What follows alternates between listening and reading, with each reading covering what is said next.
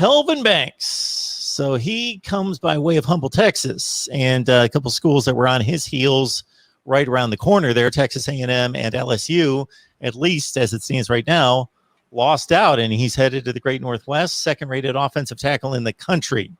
So, folks, if you don't follow recruiting, that's offensive tackles are premium players. Offensive tackles, wide receivers, corners, edge rushers, quarterbacks, of course, premium players. And when you can get arguably the best offensive tackle in the country, that's fabulous, Mike.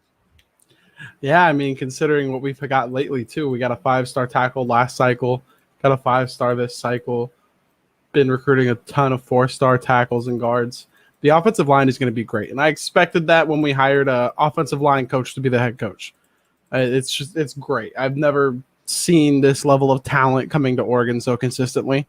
And I just love seeing it. Because, we'd have decent classes under Chip Kelly. Like 16, 12 one year, I think. Something around there. So, you were like 42% blue chip ratio. Now we're crossing over to 50. And over the next few years, probably going to get into 60, maybe 70% of blue chip ratio. It's talent we've not seen at Oregon ever. Not to digress and go down that path, but you bring up the name Chip Kelly, and what I found fascinating is when I looked at his tenure at Oregon and his recruiting classes, obviously he won on the field out of his mind, 46-7, 33-3, 33-3 in the Pac-12, and came within a whisper of a national championship. But when you look at his recruiting classes, right in that 15 range most of the time.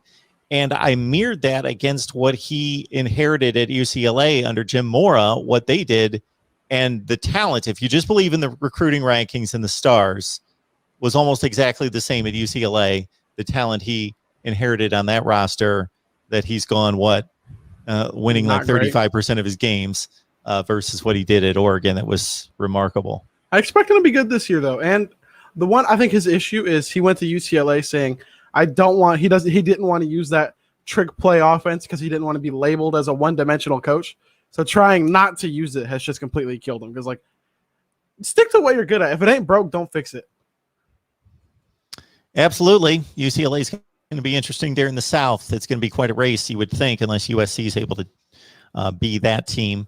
And, of course, Oregon heads up the North and is the top recruiting class right now. Again, for what's going to be a third consecutive year in the Pac-12, number 9 in the country, according to the 247 Sports Composite, with 14 hard commits. So we will continue to talk recruiting. Again, it's Mike Black, who does an excellent job at Fifth Quarter College Football, joins us here on a regular basis here at the Voice of College Football.